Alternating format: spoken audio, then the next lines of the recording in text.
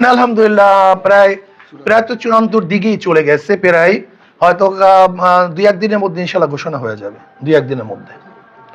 আর বরিশালের ব্যাপারটা হলো এখানে আমার বাবার জন্ম, আমার দাদার জন্ম, আমাদের নিজেদের জন্ম, এটা আমাদের নিজেদের। এখানে তো হয়তো বা যেরকম আমি কি শফিক সাহেবের সিট চাবো নাকি যেটা আমাকে দেন, আমি কি অন্য যারা কেন্দ্রীয় লিডার আছে বলবো যে এটা আমাকে দেন, এটা তো এটা হয় না।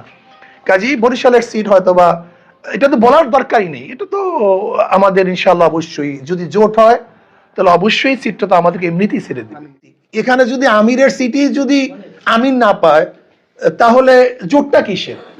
যেখানে দেখা যায় যে জোট ভিত্তিক কোন সংগঠন অন্যান্য খুব তুখা লিডারদেরকে পর্যন্ত জোটের কেন ছেড়ে দেয়, এরকম এখনো তো দেখতেছেন। এই যে বিএনপি কয়েকদিন আগে মানে গতকালকে ডিসাইড করছে কিছু সেট ছেড়ে দিয়েছে যেখানে বাঘা বাঘা তাদের ক্যান্ডিডেট ছিল, সেখানে আমিরের সিট অন্য কেউ, এটা তো আসলে আমি মনে করি ভিত্তিহীন এবং চাওয়াও তো উচিত না। এটা আমি তো মনে করি উদ্ধত বেশি, এটা তো ঠিকও না, এটা তো উদ্ধত হয় আমার মনে হয়। যেমন আমি যদি শফিক সাহেবের সিট চাই, এটা দেখতে কেমন দেখে, এটা তো দেখতেও ভালো লাগে না, উচিত তো না। তো ধরেন বরিশালের সব জায়গাতেই আমরা শক্তি, এর মধ্যে পিরিজপুর আমাদের সাইজ সাহেবের, এটা তো আমার চাওয়ার প্রস্তুতি আসে না, সেখানে আমরা সেখানে ছেড়ে দেব। আবার দেখা যায় অন্য কোনো জায়গায় যদি জামাত বা অন্য আমাদের শরীরটা শক্তিশালী হয়, আমরা সেখানে থেকে ছেড়ে দেব। এছাড়া আমাদের বরিশাল পুরা 21টা আসনের মধ্যেই আমরা আলহামদুলিল্লাহ ইসলামী আন্দোলন এখানে অনেক শক্তিশালী, সব সিটগুলিতে শক্তিশালী, সবগুলিতেই। আবার দেখা যায় অন্যান্য এলাকাতে অন্যান্য দল শক্তিশালী।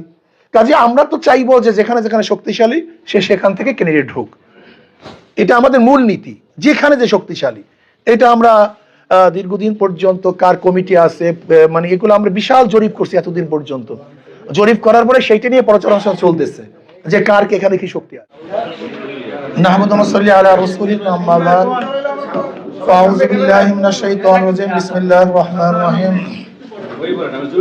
ইন্নাল্লাহা লা ইউগাইয়িরু মা বিকওমিন হাত্তা ইউগাইয়িরু মা বিআনফুসিহিম, সাদাকাল্লাহুল আলিয়্যুল আযীম। আসলে আজকে এখানে আমরা একত্রিত হয়েছি, দীর্ঘদিন পর্যন্ত সাংবাদিকদের সাথে আমার সাক্ষাৎ হয় নাই, আলোচনাও হয় নাই। দীর্ঘদিন পর্যন্ত বিভিন্ন কাজে ব্যস্ত ছিলাম, অন্য এলাকায় কাজ করেছি, ভিন্ন ভিন্ন সাংগঠনিক প্রোগ্রামগুলি সেরেছি। এর জন্য সাংবাদিকদের সাথে দীর্ঘদিন পর্যন্ত আলোচনা হয় নাই, একসাথে বসাও হয়নি।